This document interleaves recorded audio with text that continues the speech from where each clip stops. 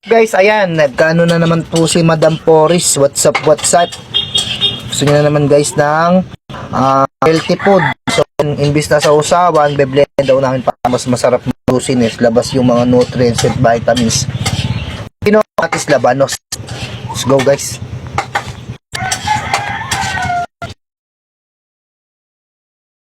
So ayan nga guys, no, sinet up na natin yung ating tawag ba dyan, blender, mixer, kung anong aparato yun tawag dyan.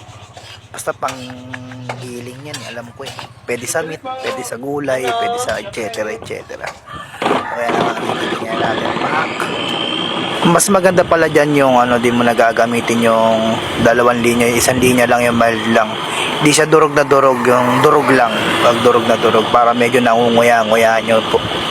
Opo, yun po. Eh sila mama kasi mga mahihina na yung ngipin. Pa naman postiso na, mahirapan na silang kumagat, konti na lang ngipin ni mama, kaya gusto nila yung ganyang tema ng kakainin nila. Mas madali daw nilang makakain. Kahigit sa lahat yan, baga talagang labas ang kulit ng mga nutrients ng mga gulay na yan.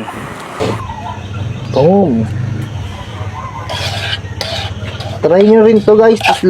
Maganda nga dapat dito man nilagyan na natin ng paminta. Titiplahan mo na lang pagka para pwede pa sa susunod, no?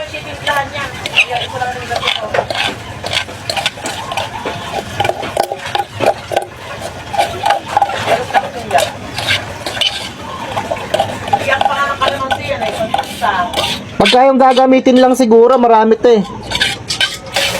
Kung ano lang yung gagamitin. Grabe, sarap guys. Yan na guys yung tsura nyo. Sarap. Guys, ganyan lang kasimple ang buhay dito sa probinsya guys. Yan, pipirito lang kayo ng tuyo. Dilis na malalapad yan eh. Yan yung blender nating mga gulay-gulay na sausawan para mas makatas, mas masustansya. Ganun ba yan?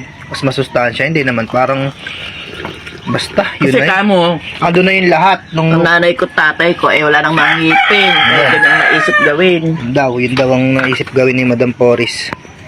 Tapos itong pinakamasarap sa lahat dyan guys, ginataang galunggong pinatuyuan, tapos ngayon ininit, naglangis siya habang ininit. Grabe, panalo yan guys. Kakainin natin, katanghalian natin. Boom! Tapos kape. Ayan, Daddy Poris.